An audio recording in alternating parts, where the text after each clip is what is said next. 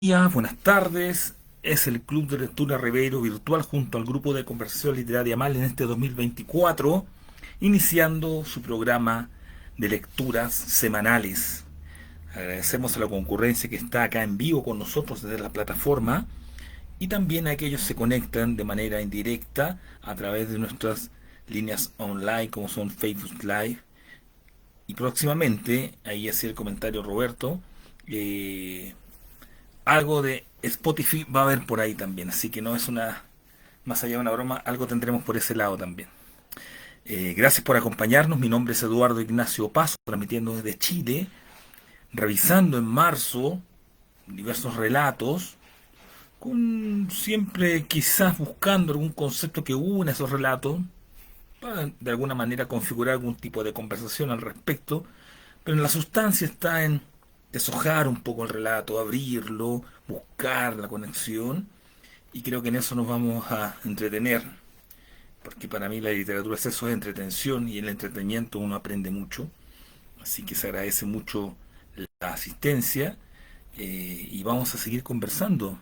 Hoy nos corresponde revisar El Mortal Inmortal, un relato de la Mary Shelley, una escritora nacida en Inglaterra en 1797 y fallecida en 1851. Este relato es de 1833. Un relato breve eh, que nos da algunos matices. Y yo siempre en esta primer intermedio hablaba un poco de la biografía, pero algo que dijeron ustedes me quedó dando vuelta y va a ser el motivo de la pregunta en esta ronda. Para quienes están viendo la grabación, es como la primera ronda, pero debo decirles que la primera ronda no se grabó y tenía que ver con nuestra impresión inicial del cuento. Y en esta segunda ronda, para ustedes la primera, escuchando las opiniones de la concurrencia de diferentes países, eh, mire lo que se me ocurre. Estamos ante un relato fantástico. Sin embargo, tengo como... Yo creo que de repente lo fantástico es una forma de provocar algo, es una herramienta, un camino que se desarrolla en un relato para de alguna forma acercarnos a algo que no es fantástico. Es una especie como de puente que nos acerca a una cosa no fantástica, pero este medio fantástico lo facilita. ¿Qué nos querrá decir Mary Shelley con este inmortal inmortal?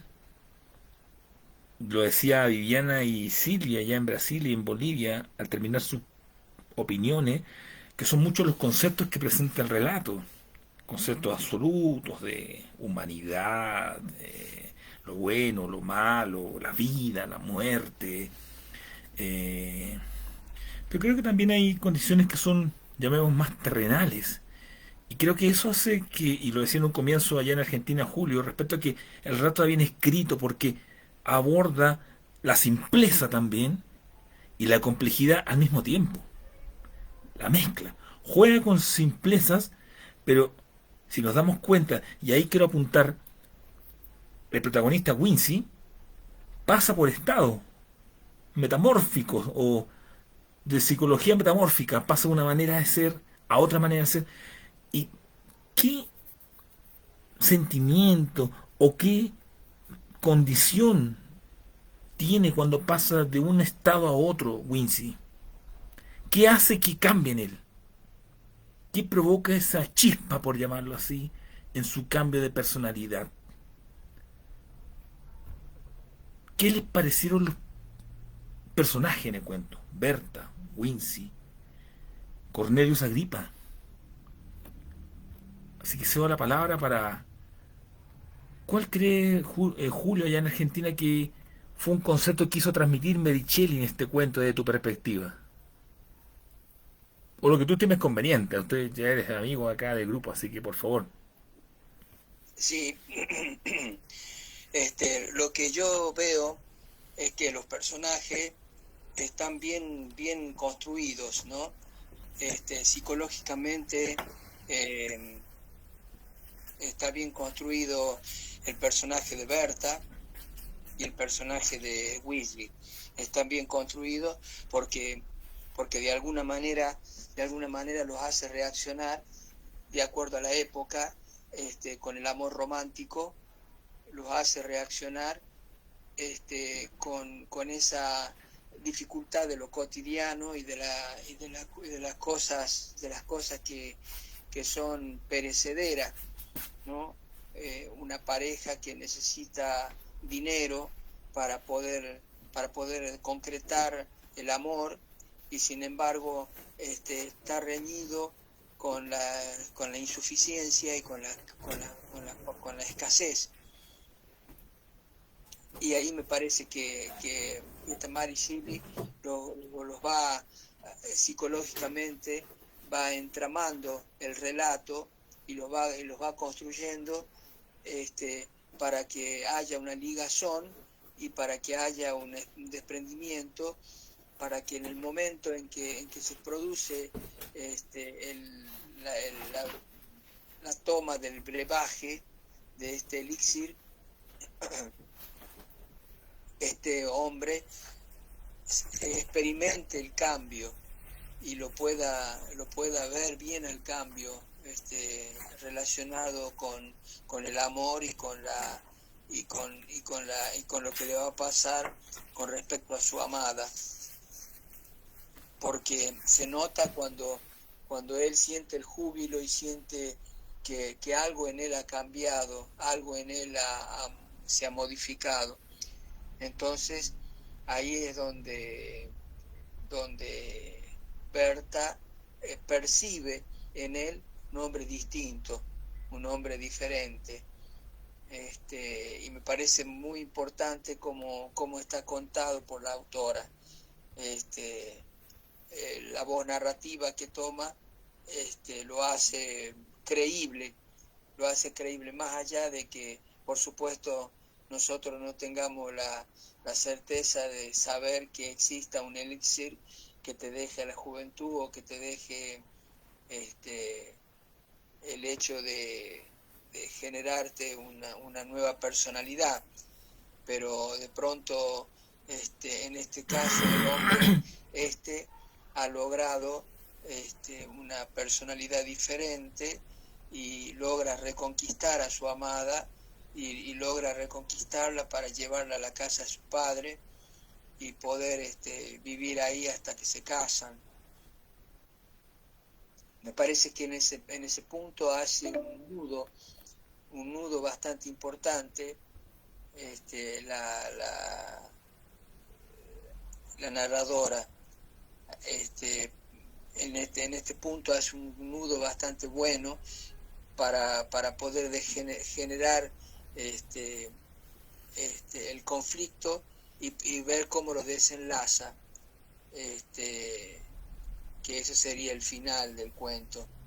Pero que dicho sea de paso, a mí no me gustó mucho el final, pero me parece muy interesante cómo he ido entramando los cuestionamientos que va entramando de este hombre cuestionador, y de pronto logró que su amada se uniera a él y pudieran vivir juntos.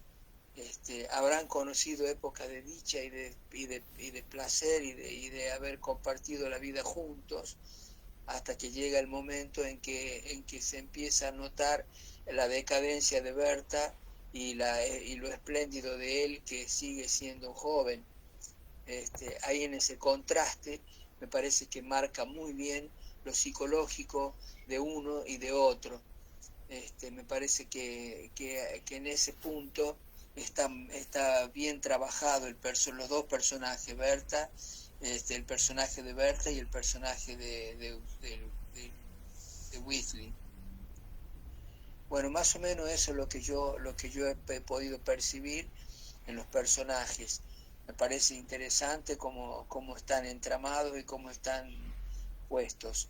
Así que le dejo el trabajo de seguir la hilación a otra de las personas que participamos de este club de lectura.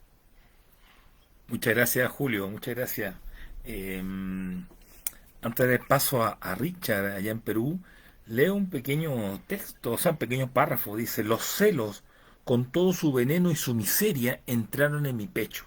Derramé un torrente de lágrimas al pensar que jamás la llamaría mía, y lancé mil maldiciones a su inconstancia. No obstante, aún tuve que avivar los fuegos del alquimista y atender los cambios de su ininteligible medicinas.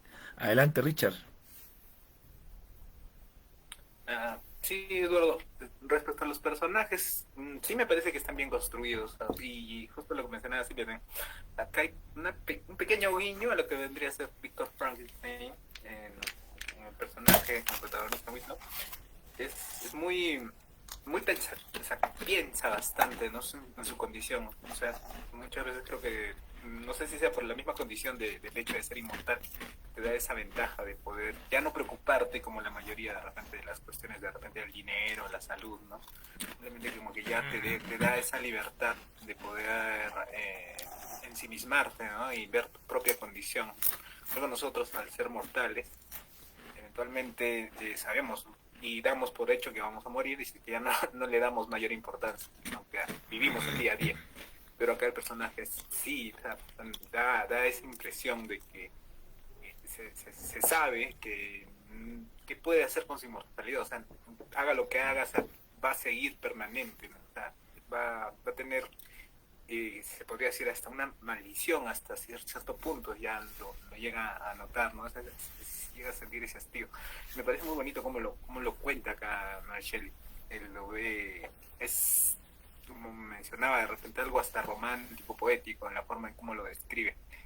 Y bueno, Berta, no sé si sea correcta esto, el hecho de que eventualmente, como ve que él permanece joven y ella, he visto que resalta lo que son los celos, ¿no? De ella. Siempre celos, o hasta cierto punto podría decirse como una envidia, ¿no? De poder que él mantenga su juventud, su fortaleza y ella no. Que también al inicio daba esa impresión, ¿no? O sea, que ella, como mencionaba, estaba en un estatus superior, que era la parte económica, y como que lo menospreciaba, como que lo empezaba a dejar de lado, ¿no? En algún momento donde, bueno, casi lo obliga a casarse, ¿no? Pero él, ahí es donde yo entendí más o menos que por qué podría tomarse como furia de repente este cuento, el hecho de haber tomado esa decisión por parte de tomar ese elixir sin pensarlo, pues, porque obviamente no creo que alguien se tomaría un medicamento así tipo experimental, ¿no? O sea, solo creyendo en lo que supuestamente le habían dicho. Por ese lado encontraría la parte de la furia, de repente, una decisión tomada de repente en un momento impulsivo, ¿no? Y, bueno, acá trajo esas consecuencias. Bueno, y Cornelius, ¿no? Creo que es el típico doctor que siempre está bueno, acá lo mencionaste como filósofo, o sea, Sí. y me pareció curioso como después de haber perdido el trabajo de toda su vida, literalmente, cuando se le cayó a Winslow, simplemente no, yo pensé que algo más le haría que simplemente mandarlo a dormir, ¿no? Bueno, me pareció esto, me pareció que sí estaban bien construidos los personajes, me cayeron bien, la verdad. Muchas gracias, Richard.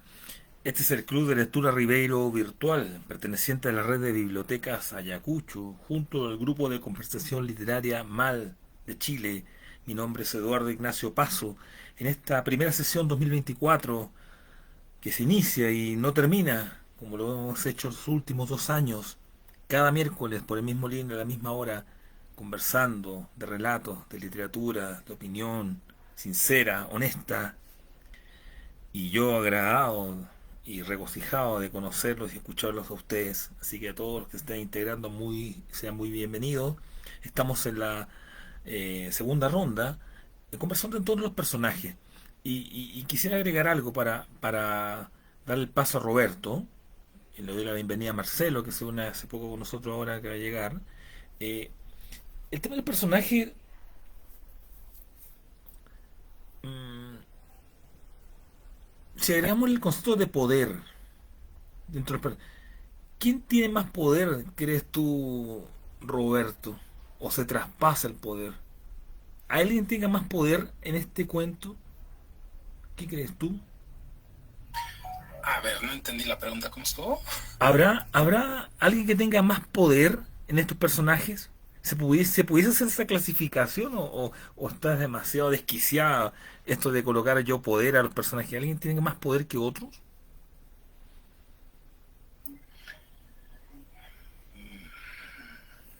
Pregunta difícil. Pues mira, yo creo que no sé si llamarlo poder o llamarlo ventaja, ¿Mm? el que este Weasley tuviera esa inmortalidad.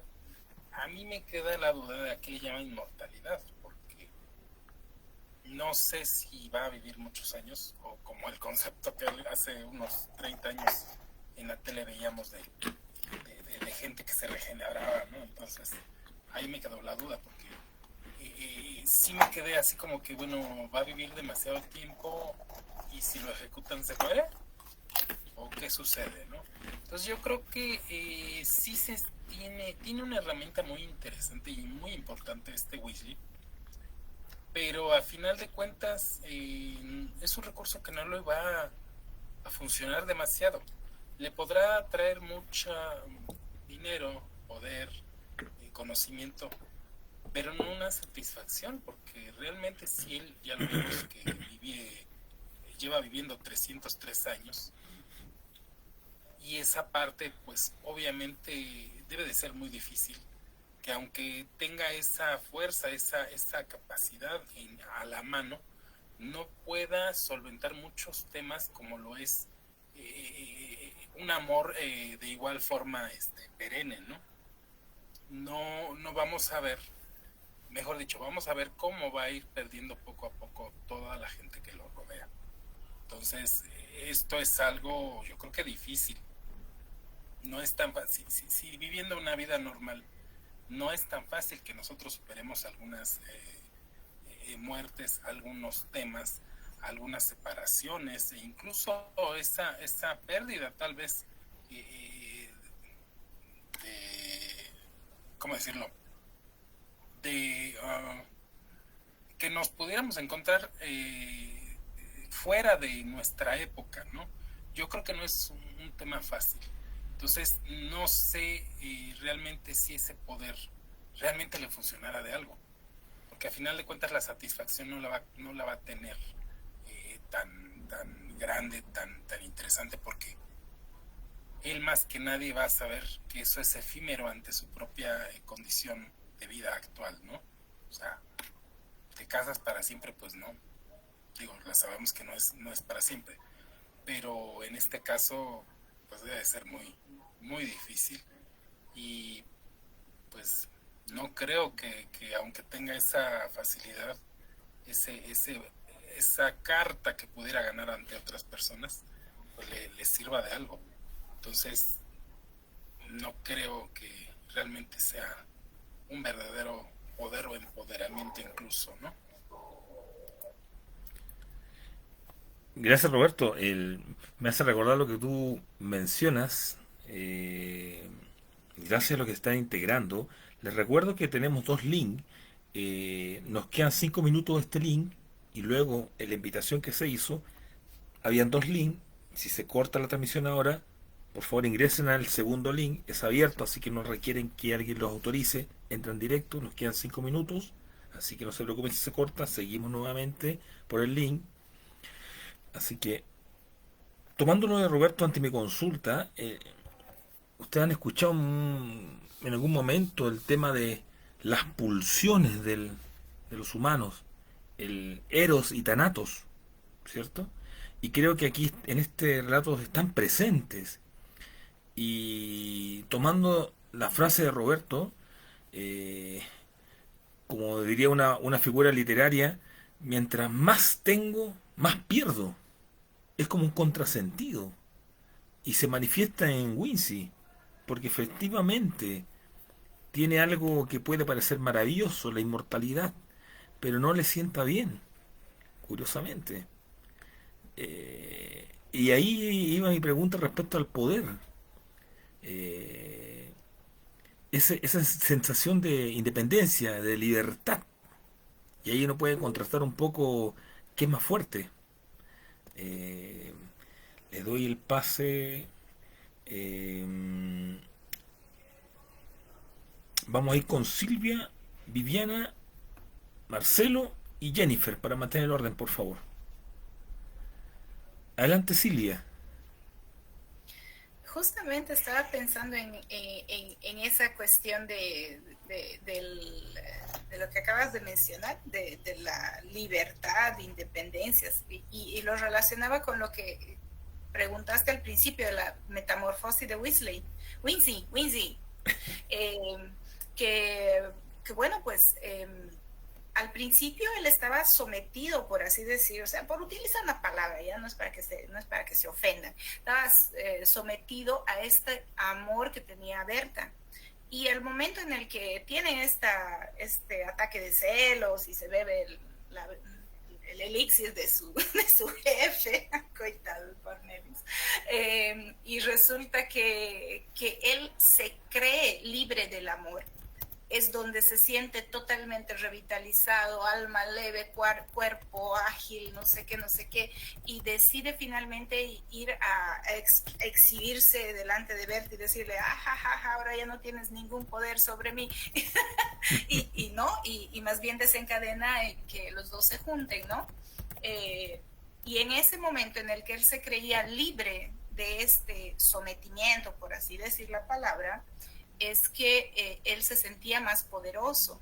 Y ahí está lo que tú dices, a medida de que después ya se vuelven una pareja y es Berta la que comienza con sus ataques de celos, con eso de buscarle, me disculpan, pero me parece una manera muy triste de aburrirle la vida, decirle, te vas a morir, aunque estés joven, estás peor que yo, y buscarle 3 pies al gato, y buscarle, y comprarle peluca de cabello gris, y esas cosas.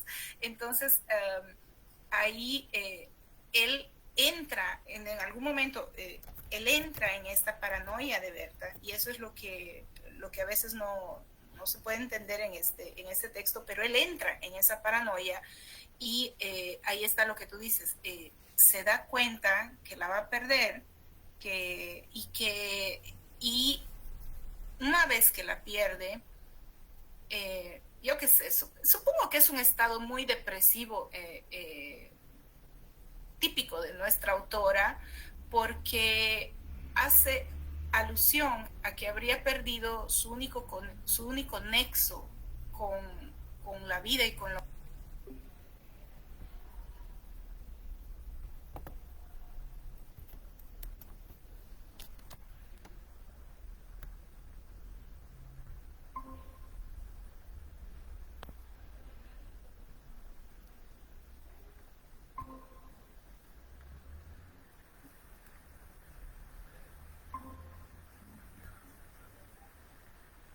¿Qué pasó con esa censura, Eduardo?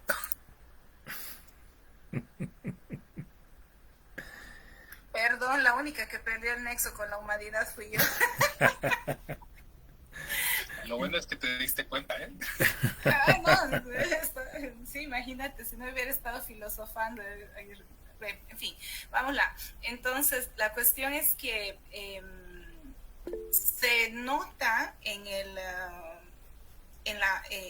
el relato esta situación tan depresiva que es el luto, y esa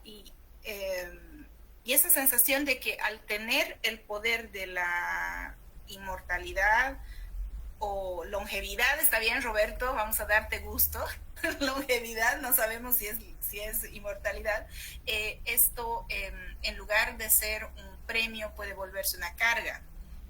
Pero no sé, o sea, eso es porque nuestro personaje es así. Yo creo que si estuviera en la época actual, unas 2 cajas de fluoxetina y tendría otro tono. Es verdad. Muchas gracias, Silvia. Me voy ahora para escuchar la opinión de Viviana, allá en Bolivia. Adelante, Viviana. Bueno, ante tu pregunta, digamos, de el poder dentro de los personajes, y justamente por lo que Silvia acaba de mencionar, a mí me parece que el poder lo tuvo Berta, ¿no? Porque influenció tanto en él, en el personaje principal, al no corresponder su cariño y demás, y le hizo tomar una decisión tan tan llevada simplemente por la furia, por la ira, por ese momento, ¿no? En el cual él estaba. Y después, así como Silvia también lo mencionó, ella también toma el mando de esa relación hasta el final. Entonces, aquello que parecería ser un poder como tal, el poder de ser inmortal, que a cualquiera, digamos, que podría llegar a agradar, o ponerte a pensar en las 1000 cosas que podrías hacer si pudieses vivir 300, 400 años, y todo lo que pudieses conocer y experimentar y demás. Tenemos un hombre longevo que no sabe cómo deshacerse de este supuesto poder, ya que la motivación que lo llevó a este punto ya no está con él. Berta ya murió, él la acompaña, él vive a razón de ella. Entonces esa parte romántica que obviamente la autora la sabe construir perfectamente, es un poquito más fuerte que el hecho de la misma inmortalidad, ¿no? De ponerte a pensar qué pasaría si algún elixir nos diera la posibilidad de poder vivir más años, ya sea sin perecer en algún momento, o ya sea una vida longeva. Entonces, esos matices son los que en el cuento te llevan a, ¿no?, a relacionar muchos otros conceptos, que los ves, digamos, expuestos en las últimas páginas, por ejemplo, ¿no? Cuando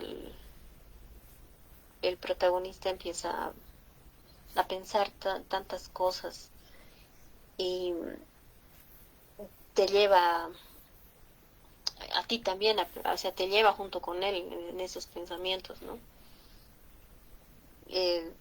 Cuestionarte, por ejemplo, qué harías, si realmente es mejor que suicidarse o provocar que otro te mate, qué valores, qué ideas, digamos, se podrían arrancar de esto, no siendo que la inmortalidad es,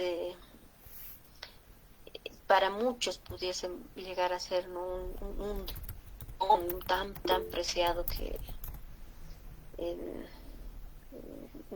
no saberlo manejar implicaría muchas cosas. Entonces, la construcción de los personajes está tan bien calibrada que se engrana, ¿no es cierto?, como piecitas de rompecabezas, y te llevan hasta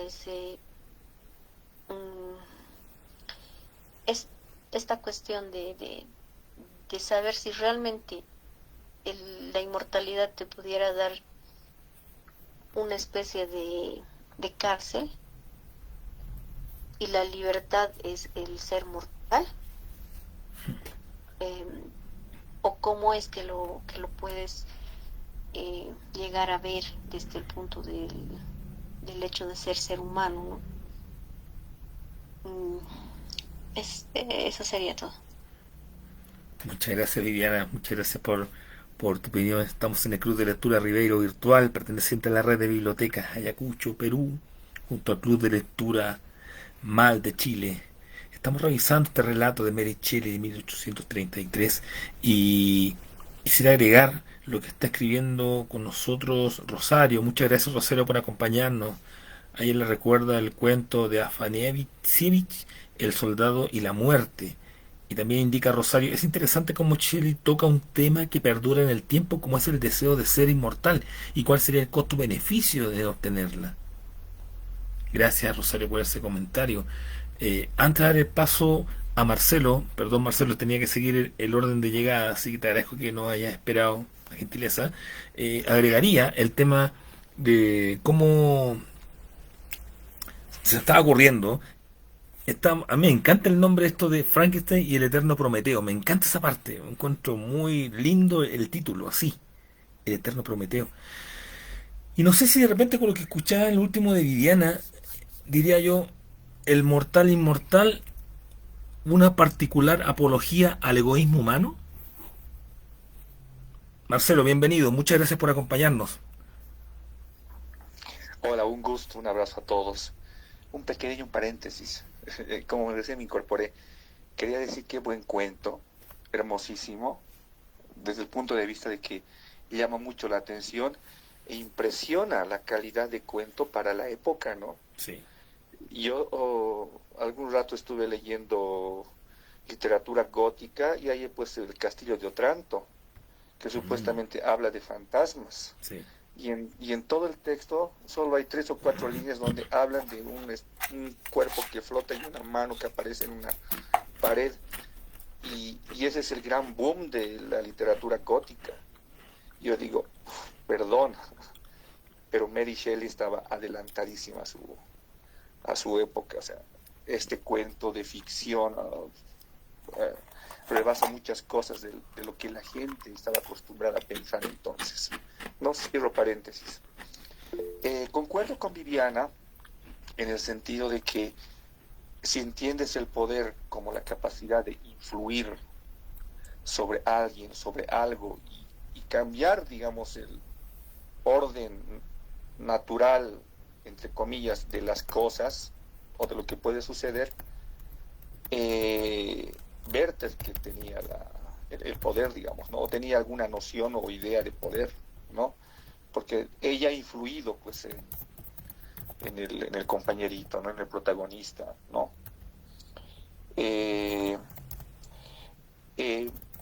Y si hacemos una especie de analogía, así interpelando, digamos, esta situación, por ejemplo, el presidente o el expresidente de Argentina, no recuerdo su nombre, pero era un hombre con poder, pero sin poder a la vez. O sea, tenía la capacidad de tener, o sea, tenía el poder, pero no lo detentaba. No sé cómo explicarlo. Entonces, si pasa eso, hay alguien que va a utilizar el poder, obviamente, ¿no? Y eso es un poco la interpelación que siento que tú has querido hacernos, digamos, en el cuento, porque creo que es Wisin se llama, ¿no? El protagonista. Sí, así Él es. tiene el poder, tiene la capacidad de influir con la inmortalidad que ha adquirido. Pero Viviana muy bien lo ha señalado, ¿no? O sea, él mismo no se sentía conforme, si bien en un principio él había pensado, había sentido que existía una condición que lo hacía mejor, digamos. Ha sido solamente un sucedáneo porque se ha dado cuenta que en el largo tiempo no era lo que eso, no es lo que le llenaba. Y entonces ese poder, o esa capacidad que se hubiese convertido en un poder para muchos, él no lo utilizaba. Entonces es medio paradójico, ¿no? Tener la capacidad de tener poder pero no utilizarlo. Entonces es como no tener poder, ¿no? Entonces yo me quedo, digamos, con esa apreciación y no sé si puedes repetir la última idea que nos planteaste.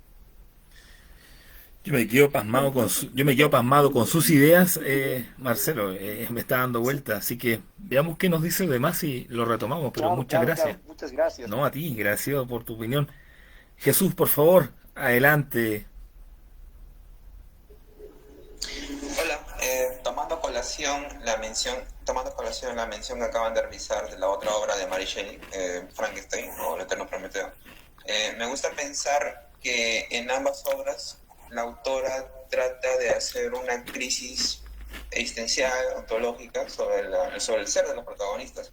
Si en el monstruo de Frankenstein tenemos un personaje que sufre porque no sabe qué es, si es humano, si es una mutación, si es una bestia, bueno, aquí también tenemos un protagonista que esa duda también le hace sufrir. ¿Sigue siendo humano o ya pasó a ser otra forma de vida? ¿Pasó a ser un inmortal? ¿Tendrá algún día su existencia un fin? ¿Volver a ser humano? Entonces, este tratamiento quizás entre lo científico, entre lo romántico que hay entre el protagonista y su duda, se me hace muy interesante. Y creo que a la autora se le da muy bien crear este dilema, ¿no? Que puede ser quizá entre lo fantástico, pero también con cierta dosis de humanidad existencial, sobre todo crisis sobre el ser, que es realmente la persona. Bastante interesante, diría yo. Gracias, Jesús. Y lo que tú planteas, Jesús, es muy interesante en el sentido de que, y llevando nuevamente a la comparación, el doctor Víctor genera este ser y el ser se cuestiona. Fue prácticamente impuesto, no quería, se cuestiona.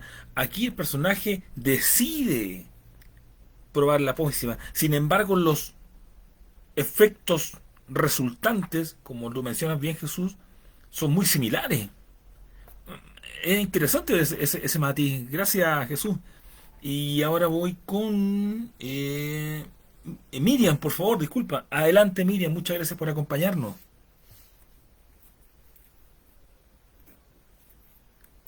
¿De dónde estás conectada, Miriam?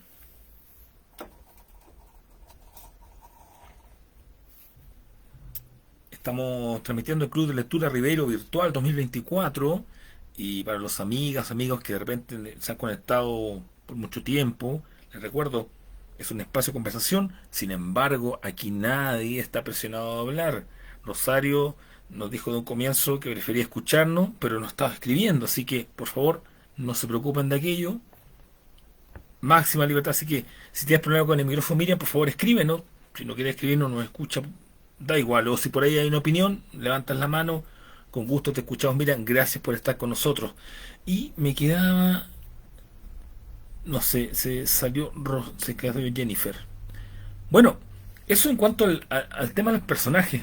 Y creo que en podcast nos quedan 45 minutos, somos bastantes. Vamos a...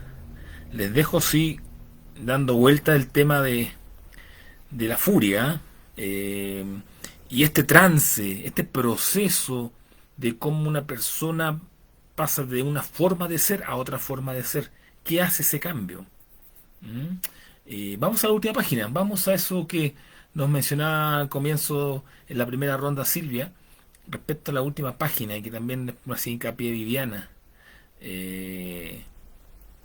Como lo hacíamos el año pasado, leo el último párrafo y de inmediato, sin consulta, voy al orden que está en el chat. Julio, Marcelo, Miriam, Richard, Roberto, Silvia, Viviana. Y atento a lo que nos puede escribir Rosario, por favor. Antes de partir, una miserable vanidad me ha hecho escribir estas páginas. No moriré sin dejar un nombre atrás. 3 siglos han pasado desde que bebiera la fatal poción. No transcurrirá otro año antes de que, encontrando gigantescos peligros, luchando con los poderes de la helada en su propio terreno, asolado por el hambre y la tempestad, entregue este cuerpo una jaula demasiado tenaz para un que anhela la libertad, a los elementos destructivos del aire y el agua, o, si sobrevivo, mi nombre será grabado como uno de los más famosos entre los hijos de los hombres, y, una vez conseguido mi objetivo, adoptaré unos medios más decisivos y, esparciendo y aniquilando los átomos que componen mi cuerpo, liberaré la vida aprisionada en su interior, tan cruelmente frenada, para partir de esta sombría tierra a una esfera más afín con su esencia inmortal. Adelante, Julio, y en Argentina. Gracias por acompañarnos, Julio. ¿qué te parece el final? Ah, no, tú no adelantaste un poquito ya qué te parecía, pero me gustaría escuchar ahí su argumento. Me parecía un poquito, bueno, me parece un poco confuso, no lo veo muy claro, pero bueno, creo que deja un mensaje de que la permanencia de su nombre iba a quedar grabado en la inmortalidad, y me parece que esa vanidad se le juega en contra, porque le hace desgraciado en definitiva, por más que haya podido vivir tantos años, esos 300 años que vive, no los puede disfrutar porque los vive como un pesar. Exacto. Así que me parece que el final lo único que hace es lamentarse de vivir tantos años. Pero como dije, no me queda muy claro la cuestión del final. Y no me gustó mucho el final, no me gustó, por eso no lo entendí, porque no lo entendí. Así que voy a dejar que participe otra persona para ver qué es lo que me aclara el final. Así que voy a darle paso a otra persona. Gracias, Julio. Puedo estar equivocado, pero antes de dar el paso a Marcelo, es bastante poético el final, bastante lírico, y creo que por ahí pudiese ser que la estructura general del cuento se acentúa mucho en la lírica al final. Y ahí creo que está jugando un poquito con una figura literaria de la contraposición, diciendo que algo inmortal es mortal y algo que es mortal es inmortal. Por ahí juega un poco, pero es mi interpretación. Marcelo, ¿qué te pareció el final? ¿O qué nos puedes comentar al respecto? Sí, como todo lo poético, hay que leerlo una y otra vez y en voz alta, ¿no? Y aún así, o sea, es más interpretativo siempre lo poético. Entonces, a ver, yo voy a partir de la idea que has planteado, la idea de transformar. Como muy bien lo ha dicho Julio, si no me equivoco, Wisin ha estado en una constante letanía de sufrimiento, ¿no? De nada le valió tener la posibilidad del poder de la inmortalidad, porque nunca lo usaba al parecer, ¿no? Ha sido una letanía de sufrimiento. En ese sentido, pudo haber culminado su vida sin pena ni gloria, entre comillas, ¿no? Pero al parecer, al tomar esa decisión de acabar con su vida o terminar con su vida, él se transforma y dice, no, o sea, he vivido tanto y no vale la pena, o sea, morir así, sin pena ni gloria. Entonces decide escribir. O sea, siento que hay hay esa idea del ego, ¿no? De la fuerza del ego, de que nadie está, de que nadie puede escapar al ego, ¿no? Y aparentemente él como todo mortal, en su inmortalidad al final cae en ese juego del ego y escribe, ¿no? Para no morir sin pena ni gloria. Y al final, lo que me llama la atención en esta parte poética, como tú señalas, es esta idea de que tierra somos y a la tierra somos y a la tierra nos iremos, digamos, cuando estamos muertos, ¿no? Pero veo un poquito más allá de eso, ¿no? No somos tierra, somos materia, somos energía, somos átomos, y algún rato átomos volveremos a ser, digamos, ¿no? Así lo veo, y el átomo es inmortal, ¿no? Hago una especie de juego con esas palabras espirituales, ¿no? O sea, al fin y al cabo, desde el punto de vista físico, nunca hemos dejado de ser átomos, ¿no? O sea, nuestra, nuestra materialidad circunstancial nos ha dado una forma, ¿no?, que nos hace mortales, pero en el fondo lo que nos constituye es inmortal, ¿no? O sea, siempre vamos a ser, la base de nuestra mortalidad va a ser siempre inmortal y vamos a volver a eso. Eso es lo que rescato, entiendo, o lo que me rebota, digamos, ¿no? Pero concuerdo con Julio en el sentido de que no está muy claro, ¿no? Y tú tienes razón, también es muy poético, ya que releerlo una y otra vez. Me quedo con eso. Gracias, Marcelo. Gracias, Julio. Gracias, Marcelo. Richard, por favor, tu opinión, lo que estimes conveniente, Richard.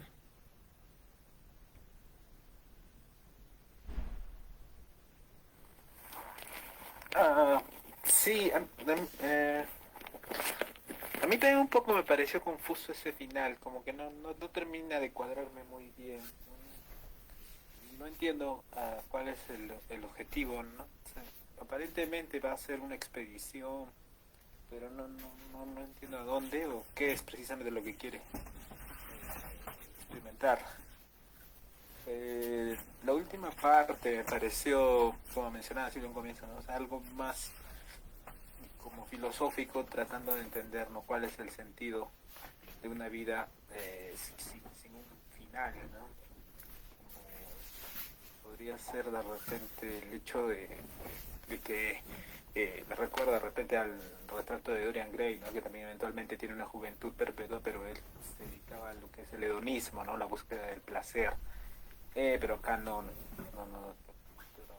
lo ve por ese lado, no busca, se puede decir, simplemente satisfacer sus necesidades o de repente algún capricho, ¿no? Lo que él busca más que todo es de repente ser útil a la humanidad y eventualmente ser como un héroe, ¿no?, teniendo esa capacidad de repente de poder incluso él no es consciente, creo, plenamente de que es la inmortalidad, ¿no? O sea, él simplemente trata de creer que esto es una longevidad de repente extendida, ¿no? No una muerte, no digamos una inmortalidad propiamente, que podría ser de repente hasta parecido a lo que podría ser los vampiros, ¿no?, que también tienen una longevidad larga, ¿no?, pero no llegan a ser inmortales eventualmente porque bueno, sí tienen una forma de acabar con ellos, pero acá él mismo rehuye de repente a intentar terminar con su vida, ¿no?, porque sí, yo pienso que esa es la parte mortal, ¿no? O sea, el hecho de tú conocerte, de que eres finito y que eventualmente puedes acabarte, ¿no?, y él no quiere llegar de repente a ese punto, cosa de repente que nos haría a nosotros, por eso no podríamos nosotros ser inmortales. Y pienso que de repente no ser inmortal tendría que ser un ser que no tenga, digamos, la noción del tiempo, del paso del tiempo. En realidad es como que es un espectador constante, ¿no?, de todo esto, o sea, está fuera de incluso de repente de la realidad que lo rodea, ¿no? Es interesante cómo lo trata Mary Shelley, y pienso de repente que podría de repente extenderse un poco más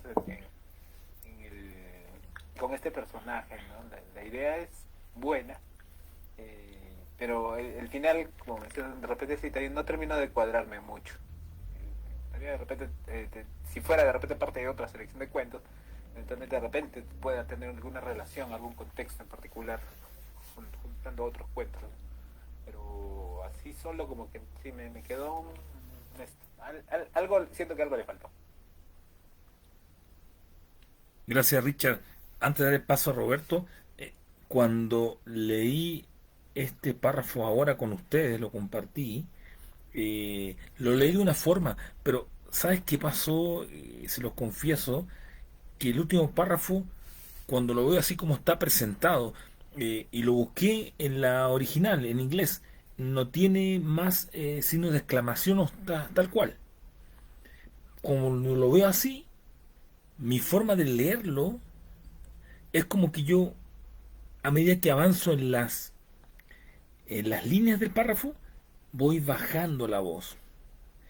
Pero en otras ocasiones que lo he leído, me gustaría que al final, donde dice con su esencia inmortal, viniera un signo de exclamación que lo gritara. Me genera ambas condiciones leer este párrafo.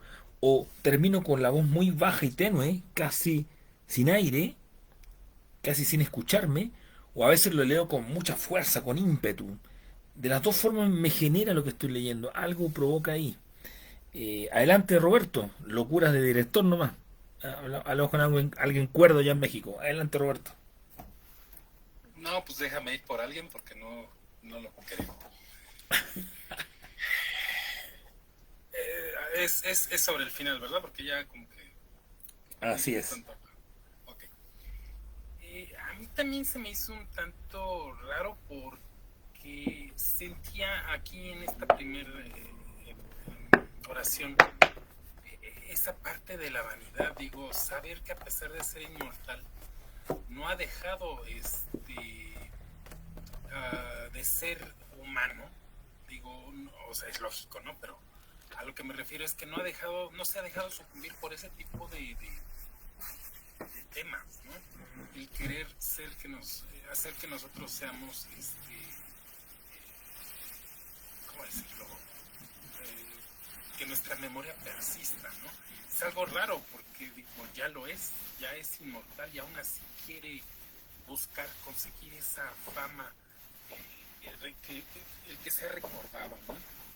Eso se me hizo peculiar.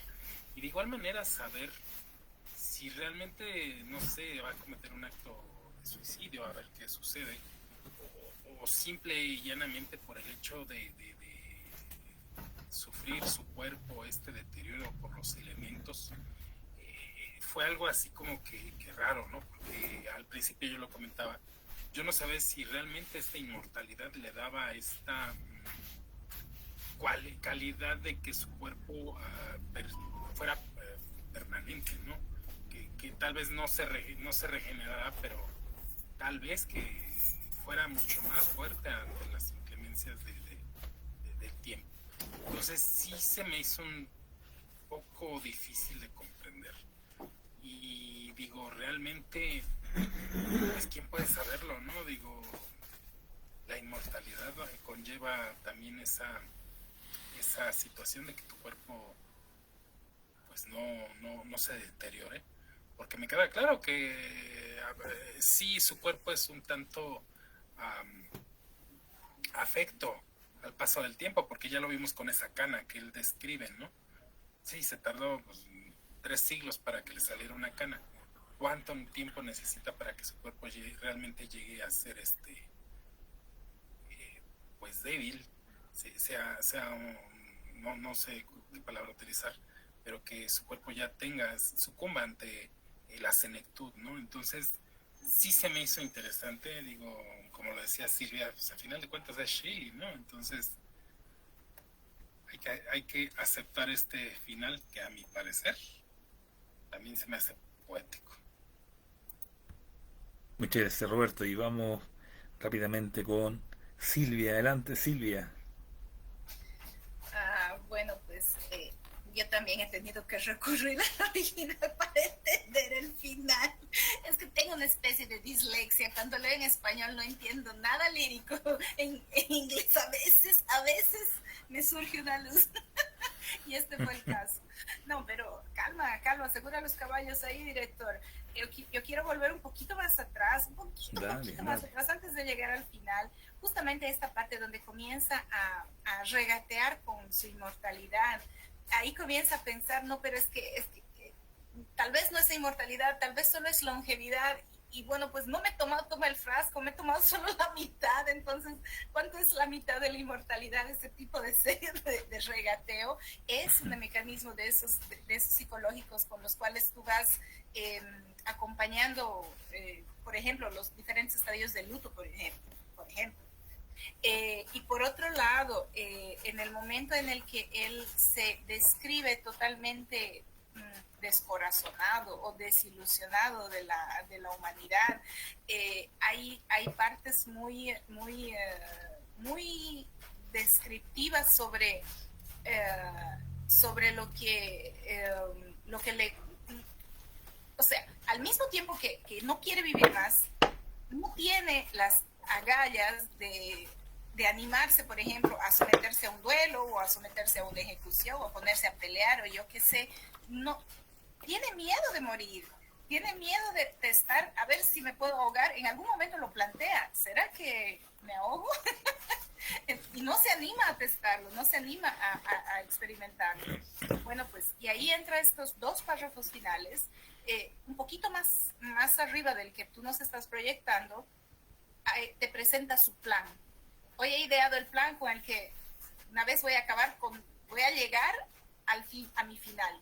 Y esto es sí o sí un guiño a Frankenstein, porque en el momento en que la criatura decide alejarse de la humanidad, también se va al Polo Norte. Entonces testar los límites del cuerpo humano con el frío, con el hambre, con la intemperie, que son cosas que, como describe, el cuerpo más joven no aguantaría. Y el final a mí me ha producido sube y bajas, así, un sube y baja. Digo, oh, se va a suicidar, sí, va a volver, porque ahí dice, ¿no? Y si es que no me muero, voy a volver para ser un benefactor de la especie humana. Y yo, sí, al final va a superar su depresión, así, haciéndole barra, ¿no?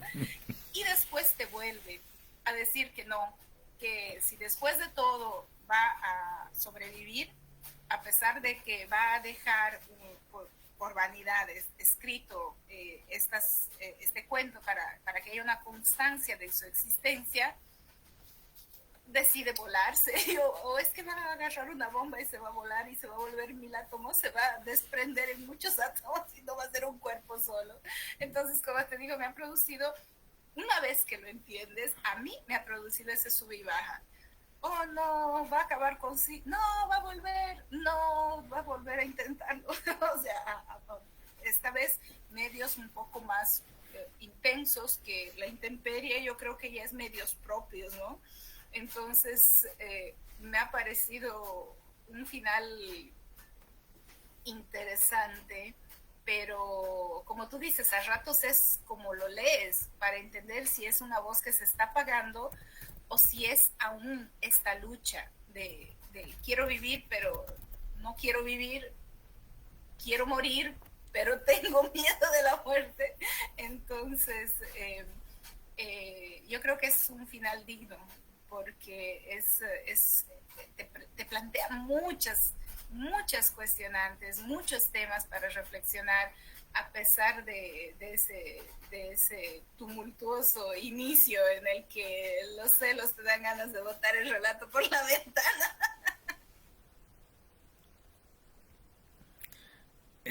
Sí, y antes de pase a Viviana en esta penúltima ronda, habla de libertad, habla de prisión, si se dan cuenta, de mortalidad, inmortalidad. En general, en la lírica, cuando uno dice, no sé, noche blanca o silencio ruidoso, eh, esa es una forma poética para resaltar alguna expresión. Y lo que busca generalmente la lírica con esas frases en oposición es acentuar el cuestionamiento, acentuar y creo que por eso que todos quedamos como que en el final un poco desencajados. ¿Dónde va? ¿Ah? Porque generalmente la lírica cuando hace eso es justamente tratar de conflictuar nuestras emociones con estas contradicciones. Creo que se llama, no recuerdo bien, oximorón parece, no sé, pero esta cosa es colocar en una misma frase cosas opuestas: prisión, libertad, inmortalidad, mortalidad, etcétera. Hay un conflicto de esta persona, eso sí que es patente. Hay un conflicto fuerte en la persona y se manifiesta mucho en el párrafo final. Y quizás ese conflicto es el que no nos permite, desde nuestra perspectiva, voy a hablar en primera persona, perdón, desde mi perspectiva, ese conflicto hace que yo no entienda a dónde quiere ir. Es un caja de Pandora que pasa por un momento en que quiere morir, quiere vivir, quiere escribir sobre su vida, no quiere escribir sobre su vida, quiere desaparecer, pero también quiere aparecer. Eh, Viviana, por favor, adelante. Bueno, como lo señalaba al principio, ¿no? Este final me parece bastante avesado para la época en la cual fue escrito, porque yo lo entendí de esa manera, de esta manera, ¿no? Es el hecho de que te cuestiones como mortal el querer en la época en la cual Marichel estaba viva, ¿no? Esta idea de permanecer en la historia, digamos, de la humanidad. Y la única forma de permanecer en la historia, que la gente te recuerde, que la sociedad te reconozca, es cuando has muerto. O sea, todo lo que tú haces, todo lo que tú creas, todo lo que tú puedes llegar a construir durante tu vida, adquiere bastante relevancia al momento en que la persona fallece, ¿no es cierto? Y en lo que ha construido durante su vida se hace perenne en la historia. Entonces, en ese momento se veía esto, ¿no? ¿Cómo es que yo, como mortal, puedo llegar a inmortalizarme dentro del imaginario del resto de los seres humanos y no pasar simplemente como un humano más, como alguien que, bueno, nació, vivió y se murió, sino que tenga mi vida relevancia y pueda ser, digamos, recordada por el resto. Entonces ahí está como lo he visto yo, ¿no? Ahí estaría esta duda que plantea en el texto, es decir, ¿qué hago? ¿Termino con mi vida? Obviamente no quiero matarme porque no sería correcto. Estoy dejando algo escrito para que me recuerden, para que sepan que yo he existido. Si en este momento nos enteráramos que una persona ya ha vivido 323 años, no sé si la fama y demás lo va a seguir acompañando o va a ser más bien algo contraproducente para esa persona, ¿no? Entonces deja algo escrito para que se sepa que vivió esa cantidad de años. Y al mismo tiempo maquina, está pensando la manera en la cual deshacerse de la materialidad que para él se ha vuelto una cárcel, ¿no? Y ahí es donde entra otro concepto, digamos, que me parece bastante interesante, es el hecho de la libertad, ¿no? Cómo es que la autora te está planteando la libertad, o sea, en qué momento el ser humano puede ser libre, cuando hace lo que quiere, cuando hace lo que debe hacer, cuando hace lo que la sociedad le pide hacer. Entonces son, como dijo Silvia en su momento, muchas vertientes sobre las cuales te pone a pensar, y por eso lo repito, no me parece un final un poquito adelantado, un poquito una manera de plantear cierto tipo de situaciones, pero de parte de la autora con bastante garra, digamos, es decir, y de esto, ¿cómo lo hablamos? ¿Cómo le hacemos? ¿No? Al fin y al cabo el ser humano necesita ser reconocido, necesita solo vivir, es suficiente vivir, y si la muerte realmente te da le da el sentido a tu vida, pues es un mundo, digamos, de posibilidades que se pueden encontrar, ¿no? Gracias, Viviana. Yo creo que Que la Mary Shelley, como dice Viviana, sí es una adelantada a la época para lo que escribió, su juventud, el contexto social en que se crió y estuvo rodeada, y es un gran referente y es importante. Creo que a propósito, cuando tuve que ordenar los cuentos de marzo, tenía que empezar con una escritora en 2 días más, el 8, un día más ya. El 8 de marzo es el Día Internacional de la Mujer, así que desde ya mis sinceros saludos a ustedes, grandes mujeres de Latinoamérica. Un orgullo conocerlas a todos ustedes. Y Mary es de estilo, una gran mujer también. Y lo último que puedo decir, creo que esta capacidad de poder interpretar las emociones humanas de la Mary Shelley, porque el último párrafo que ha sido bastante comentado, que quizás a dónde va o es raro, como lo hemos platicado varias veces en los años anteriores, cuando el escritor trata como de englobar en pocas palabras todo lo que uno piensa, porque a uno le dan, no sé, le hacen una broma y uno con la broma se puede reír, se puede enojar, molestar, morir, no sé. Hay tantas expresiones que pueden pasar en un segundo ante una acción, y quizás esta chica, ante la situación que está viviendo, lo decía bien Viviana y también Marcelo, cómo creerse por un rato inmortal, qué se sentirá?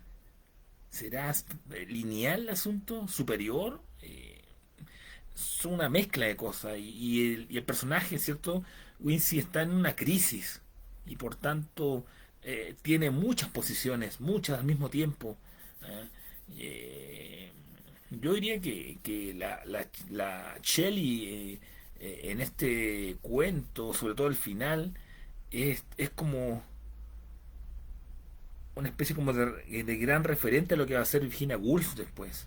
Un gran referente a lo que va a ser Woolf más adelante, mirando cómo toma los personajes la Mary Shelley. Chicos, ¿qué les puedo decir? Yo me imaginaba que la sesión iba a estar entretenida, pero ustedes con sus opiniones las pasaron por lejos. Llegué muy encima del trabajo y ya me olvidé de todo. Yo podría estar hablando de esto toda la noche. Fascinante poder escucharlo, sus participaciones, los que han escrito,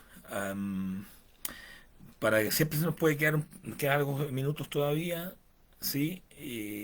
Por si ahí quedó alguna idea dando vuelta o algún saludo de despedida, les doy el pase a cada uno, ni un problema. Julio, muchas gracias ya por acompañarnos, genial.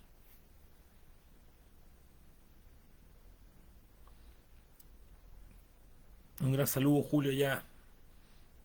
Mm, Marcelo, muchas gracias por acompañarnos también. Qué bueno que estés de vuelta con nosotros.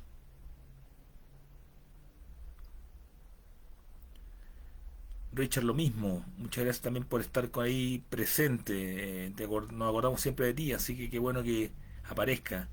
Y para Roberto, Silvia y Viviana, ¿qué les puedo decir? Una constante con ustedes cada miércoles, así que les envío un abrazo gigante.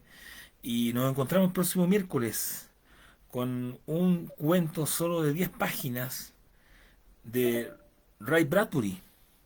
El desconocido, comillas, estoy siendo irónico, el desconocido Ray Bradbury, con Castigo sin crimen, un relato de 1950. Hoy se acaba de unir Lucy, aprovechemos, nos quedan unos minutos, así que antes de cerrar, Lucy, ¿cómo estás? Bien, salí hoy y volví medio tarde sin batería en el celular, recién ahora se me cargó y entré un ratito, medio me había olvidado con muchas vueltas hoy. Estábamos cerrando, pero qué bueno que entraste para quizás aprovechar un poco tu opinión si revisaste el cuento, sería muy interesante escucharte. No, me confundí en el orden y el que leí fue el de Ray Bradbury y no leí el de Mary Shelley. Entonces no nos hagas ningún spoiler a los que no hemos leído el cuento, entonces. Lo dejo para la semana que viene. Como comentario te podemos decir, Lucy, que nos llamó bastante la atención el último párrafo del cuento del mortal inmortal. A ver si lo tiene ahí, lo revisa, el último párrafo, ¿qué te parece? Y el próximo miércoles lo comentamos al comenzar la sesión. Bueno, ¿Mm? sí, la semana voy a ver si lo leo. Lo que pasa es que también esta semana empecé, o sea, es como que empieza todo Ujú. y yo coordino otros talleres también y tuve 3 talleres que en diferentes lugares que los estuve coordinando. En realidad son 2 presenciales y uno por Zoom, porque Perfecto. hay gente que no puede.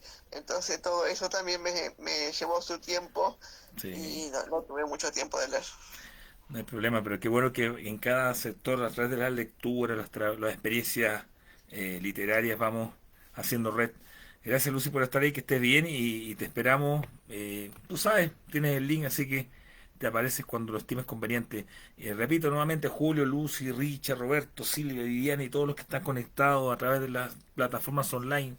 Les agradezco su presencia. Los esperamos el próximo miércoles 13 de marzo con Castigo sin Crimen de Ray Bradbury. 10 páginas, Estados Unidos. Y vamos a ver qué nos dice este escritor. Hasta la próxima. Nos vemos.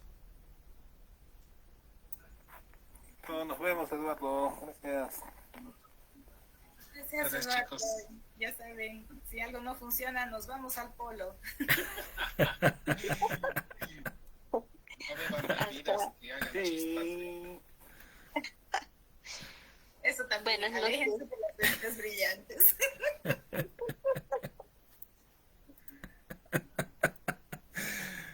Ay, qué terrible. Por favor, Viviana, coloca la cordura en este grupo. Por favor, Viviana, tú puedes colocar la cordura. No, no, son caso perdido, ya no. Qué terrible, qué terrible. Muchas gracias, Ella chicos. nos va a mandar al polo. La, la. Buenas Buenas noches, chicos. Buen descanso. Gracias por Sí. la sesión. Bye, Está muy chicos. entretenida. Gracias.